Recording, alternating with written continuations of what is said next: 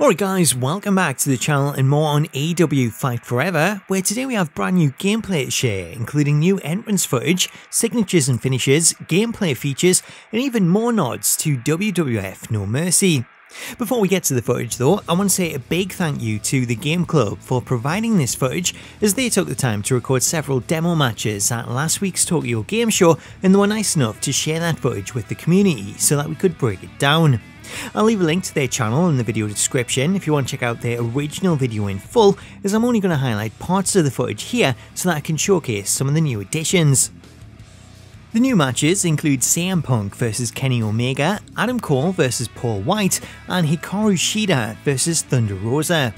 Thanks to the footage, this gives us a look at the entrance for all 6 stars, starting out with CM Punk, where the footage confirms the presence of Cult of Personality as Punk's theme, as well as a soundbite of Punk shouting "It's clobbering time," which is something that we never heard in the WWE games. It's also interesting to see that the wrestler fact for Punk refers to him as a 6-time world champion, recognising his title reigns in WWE. This is also true for Paul Wight, who's referred to as a 7-time world champion, with this footage showing off the first clear look at his character. Up next we have Hikaru Shida, who we briefly seen in the previous gameplay, though this footage is much clearer and it gives us a better look at Shida, who comes complete with a kendo stick and a reminder that she won 27 straight singles matches in 2020 and 2021. Showing off the last of the new entrances, we also have Thunder Rosa, who we see make her way to the ring with the Mexican-American flag, with a nameplate reminding players that Rosa was the person that ended Britt Baker's 290-day reign as the AEW Women's World Champion. Along with the new entrances, we also have another look at entrances for Adam Cole and Kenny Omega, with these entrances confirming the presence of multiple wrestler facts, as the text shown on the nameplate is different to the text in the official footage.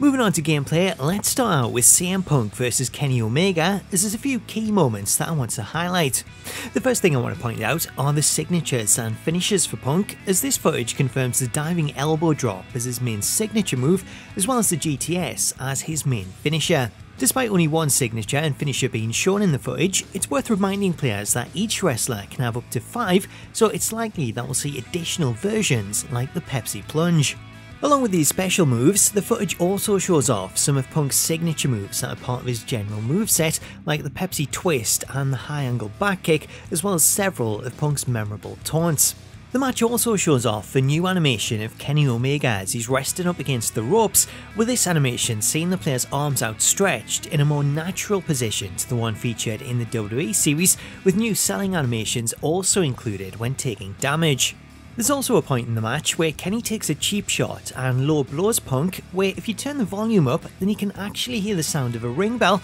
as this action is a throwback to WWF No Mercy, which also featured a ring bell sound effect when performing a low blow.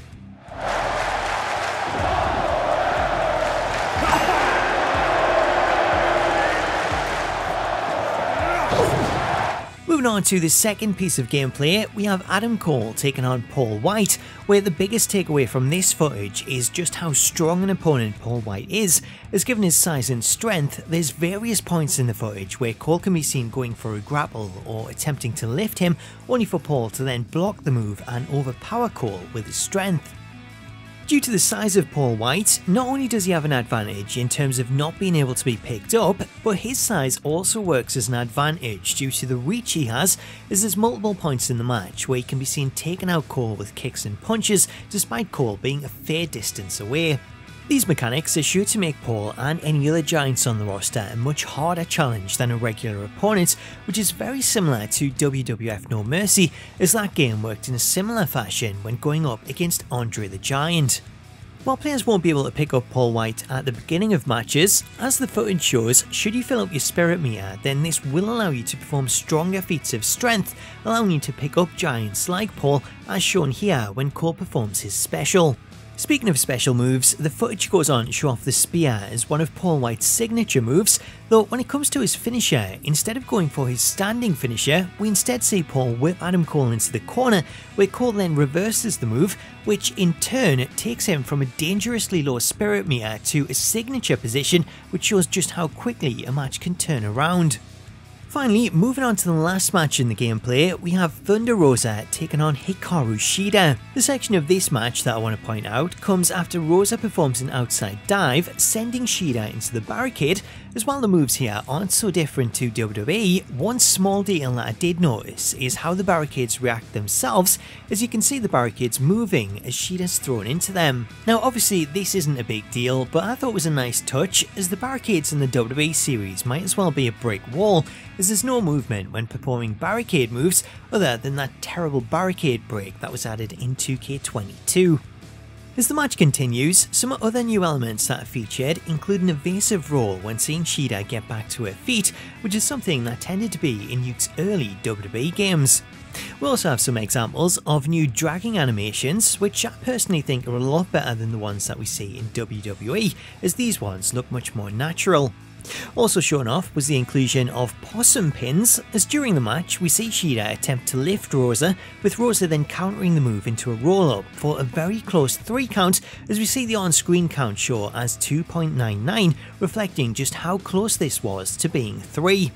The interesting thing about this moment is that prior to the roll-up, Rosa's spirit bar was at a danger state, so perhaps possum pins only kick in when that state becomes active, similar to the way comebacks work in WWE. Moving on to signatures and finishes, the gameplay shows off Hikaru Shida performing the Falcon Arrow as one of her signatures, and then the Shining Wizard as her finisher, with the latter able to be performed when your opponent is in a seated position both from the front and from the back. Meanwhile, Thunder Rosa has this corner clothesline that she follows up with a springboard double knees as her main signature, with the Fire Thunder driver included as her main finisher. Jumping back and forth between the matches, I also want to point out that these are all CPU versus CPU, which gives us a good idea of how good the AI is, and is probably the reason that we got to see a lot of these new features.